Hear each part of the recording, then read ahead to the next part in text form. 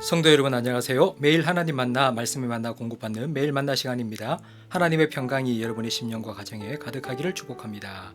오늘 본문 이사야 22장 1절에서 14절 말씀은 유다에 관한 예언으로 1절에서 4절까지는 기쁨 속의 슬픔, 5절에서 8절은 다가오는 여호와의 날, 9절에서 11절 가장 부족한 준비, 12절에서 14절은 회개 대신 잔치입니다. 예루살렘은 시온산에 세워진 도시입니다. 예루살렘 주변에는 예루살렘으로 올라가는 많은 골짜기들이 있습니다. 하나님께서는 이런 골짜기들에서 예루살렘에 대한 많은 환상을 보여주셨습니다. 1절에 환상 골짜기는 예루살렘을 상징합니다. 예루살렘 주민들이 지붕에 올라가 기뻐 환호합니다.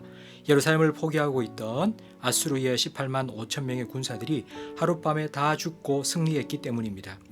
승리의 큰 기쁨 중에서도 이사야는 탄식합니다. 그 이유는 전쟁에서 죽은 자들 때문입니다. 그들의 죽음을 슬퍼하는 것이 아닙니다. 피 흘리는 전쟁은 없었습니다. 그런데 죽은 사람들은 누구일까요? 3절에 나오는 관원들입니다. 정치 지도자들입니다. 이들은 전쟁하다 죽은 것이 아닙니다. 포위당한 예루살렘을 버리고 몰래 도망치다 잡혀 죽었습니다.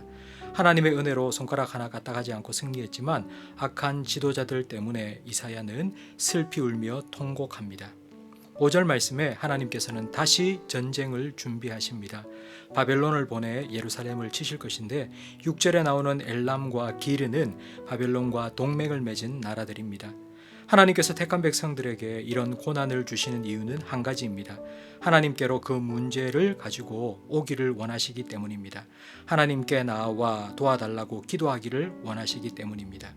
그러나 예루살렘은 하나님을 찾는 대신 전쟁 준비에 여념이 없습니다.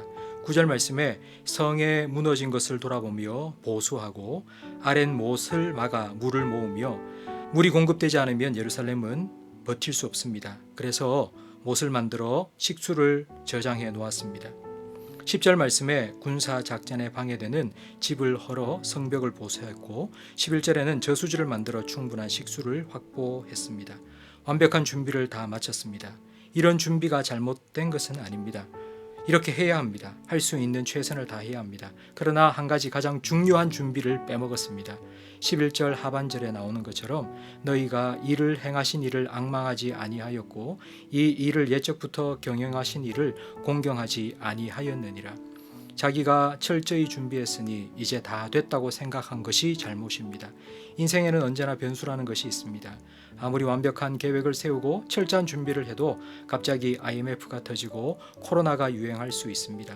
사람이 마음으로 자기 길을 계획할지라도 걸음을 인도하시는 분은 여호와 하나님이십니다. 기도는 제일 중요한 준비입니다. 하나님께서는 전쟁을 앞둔 백성들이 통곡하며 애곡하며 기도하기를 원하셨습니다. 그러나 예루살렘은 자기 스스로 준비한 것만 믿고 13절 말씀처럼 내일 죽어도 오늘 먹고 마시자며 소와 양을 잡아 기뻐하며 잔치합니다. 내일을 생각하지 않고 오늘을 즐깁니다. 오늘이 다인 것처럼 욜로의 삶을 삽니다. 이것이 14절 말씀처럼 죽기까지 용서하지 않으시는 죄입니다. 성도들에게 용서받지 못하는 죄는 오늘이 전부인 것처럼 내일이 없는 것처럼 소망 없이 사는 것입니다. 하나님은 우리에게 내일과 소망을 주십니다. 우리를 향한 하나님의 계획은 평안이요 미래와 희망을 주시는 것입니다. 오늘을 견디면 내일이 옵니다. 이 밤이 지나면 내일 부활의 아침이 밝을 것입니다. 힘든 오늘을 절망하지 말고 하나님께서 준비하신 내일을 소망하며 살아가시기 바랍니다. 복습 질문입니다. 예루살렘의 관원들이 죽은 이유는 무엇입니까? 바벨론과의 전쟁을 준비하면서 빠뜨린 가장 중요한 한 가지는 무엇입니까?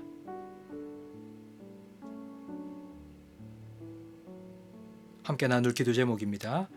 힘들어도 하나님께서 맡기신 자리를 끝까지 지키게 해달라고, 최선을 다해서 일하고 또 최선을 다해서 기도할 수 있도록 해달라고, 그리고 내일의 소망이신 하나님을 의지하며 살게 해달라고 기도하시기 바랍니다.